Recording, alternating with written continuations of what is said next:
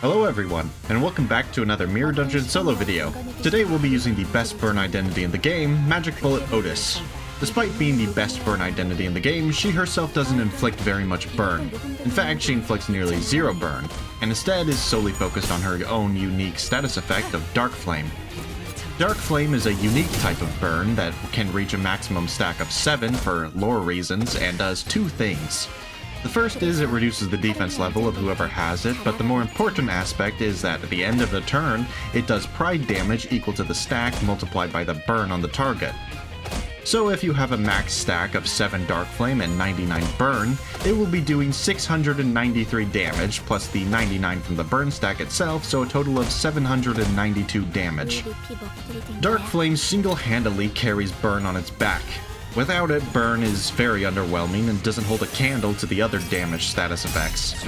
Even with this incredible status effect, Magic Bullet Outis has some really major glaring flaws that make her slightly clunky and awkward to use. In fact, the reason these flaws exist in the first place is because Dark Flame is too important. You want to be maximizing your Dark Flame application as much as possible, and that brings me to the first major flaw.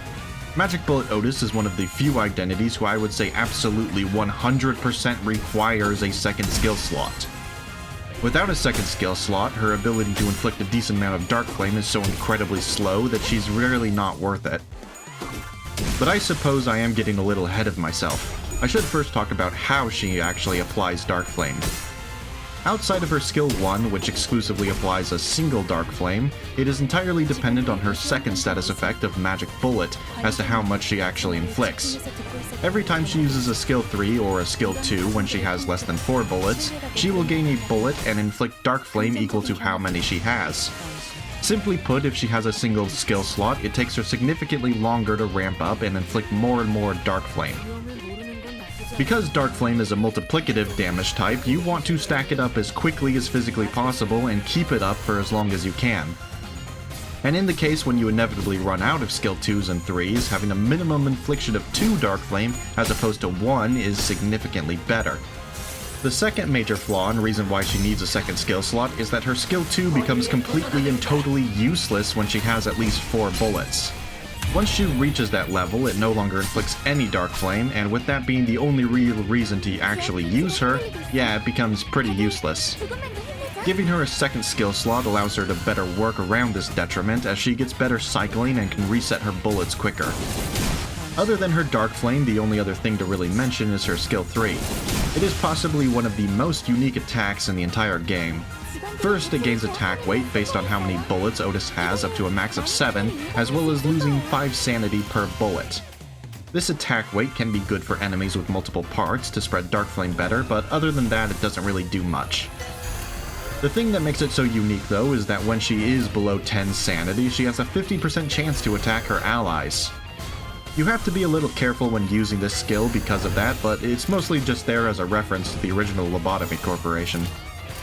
Starting the run off, we pick Helterfly's Dream and Fiery Down for our starting gifts and head into Flat-Broke Gamblers for the first floor. We've managed to find Blue Zippo Lighter and Phlebotomy Pack early on before the boss against Ada.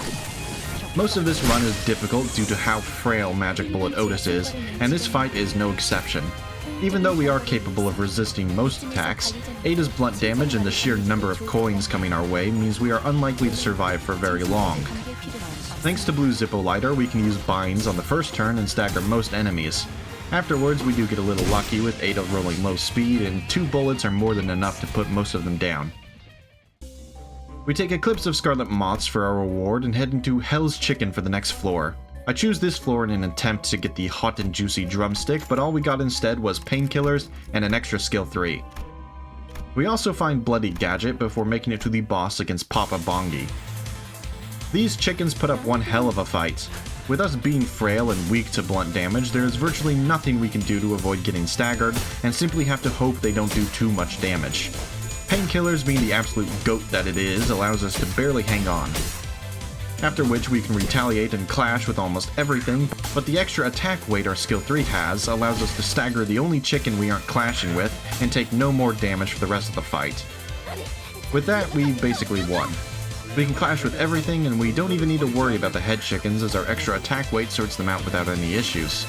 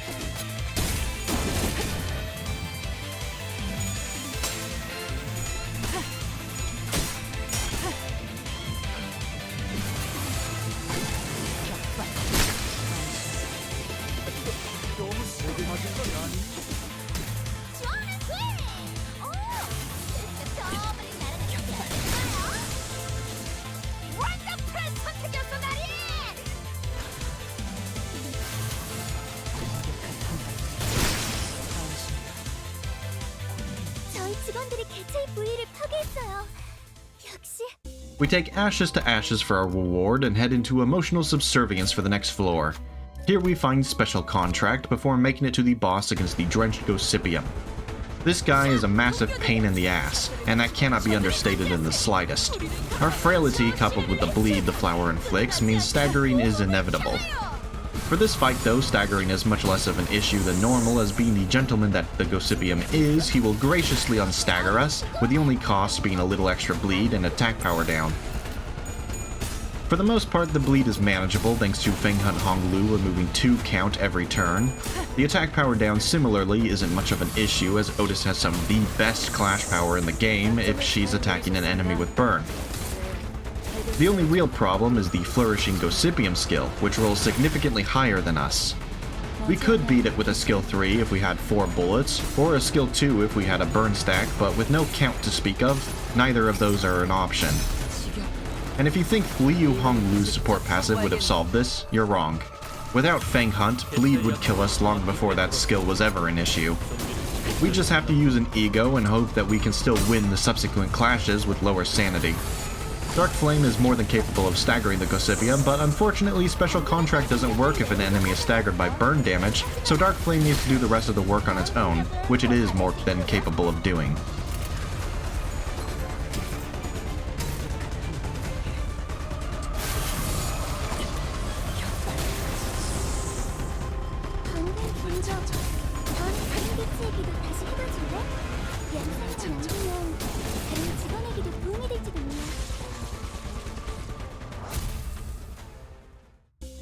We take Charred Disc for our reward and receive Late Bloomer's Tattoo as a bonus before heading into a certain world for the next floor.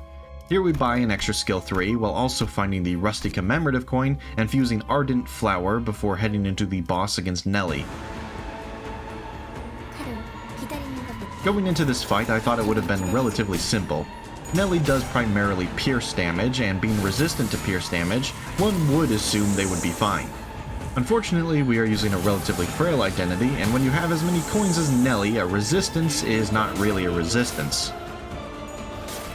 Of course, having ego gifts such as painkillers means this is less of an issue, however Nelly has one little thing in her kit that makes this completely pointless. On the 3rd turn, she will always use the skill Receiving Art's Collapse. On top of it having immense clash power that makes it difficult to beat, it will insta-kill you if you are either staggered or do not have a stagger threshold. If we ever get staggered on the first 2 turns, we lose, no matter what. Either this skill insta-kills us, or her other attacks have more than enough damage to finish us off with what little health we have remaining. At first, my plan was to use Dark Flame to stagger Nelly, the same time we get staggered. The absolute latest we can get staggered is the 3rd turn, and thanks to having the Rusty Commemorative Coin, the most Dark Flame we can inflict before then is 3. Unfortunately, it's simply not enough. Perhaps with the max burn stack we could do it, but with no burn count, the most we can do is around 50, which is nowhere near enough to stagger Nelly. With that failing, our only option is to force Corrosion. We get a little bit unlucky with our clashing, but barely manage to survive long enough to stagger Nelly and let Dark Flame do the rest.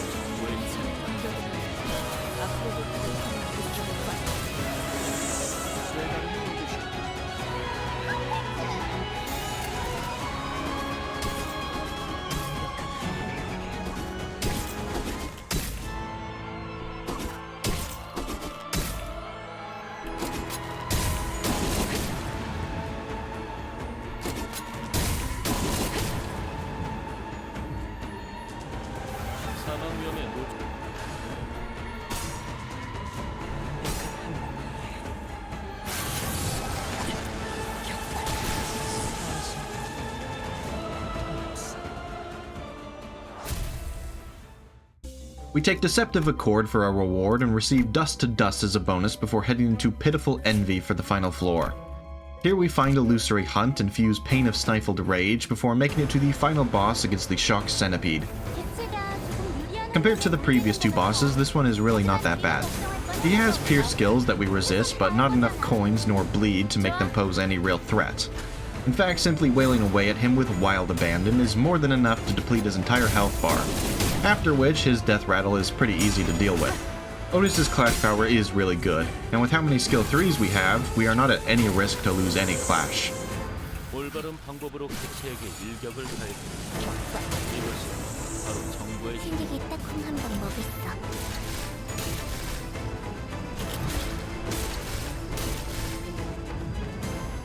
먼저 끝내고 돌아오는 친구는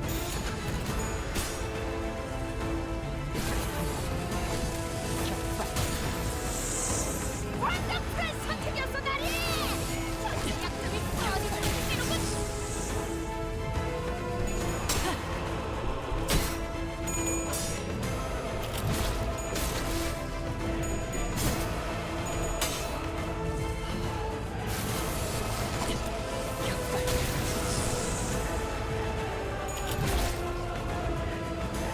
먼저 끝내고 돌아오는 친구는 맛있는 거 사줄게.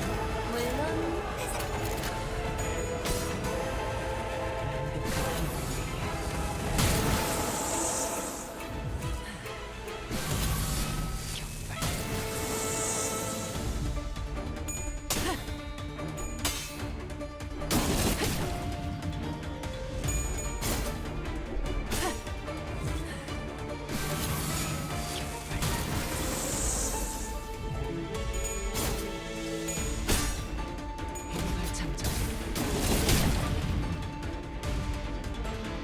사실 이런 고모부실은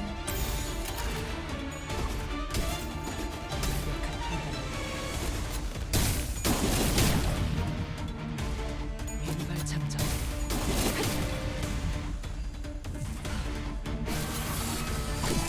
격발 칼날이 잘 되네요. 아마 그 공격이 약점이었겠죠? 나만 믿고 답이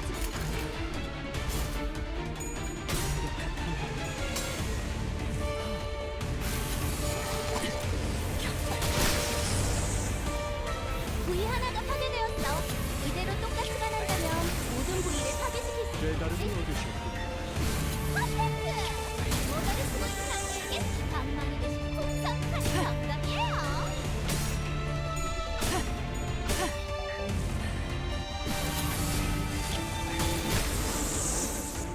강동 공격.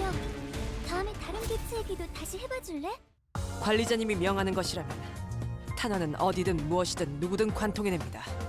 설령 사랑하는 사람일지라도.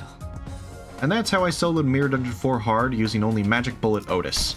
An absolutely staple of burn teams. Without her, burn is incredibly underwhelming, but she still needs a second skill slot in order to not be underwhelming herself. It kind of sucks that because she exists, Burn will always have one less character on their team than the other statuses, but if that's what it takes to make Burn actually good, then so be it. Anyway, that's it from me. Like and subscribe to not miss next time where we'll be using this character. Goodbye.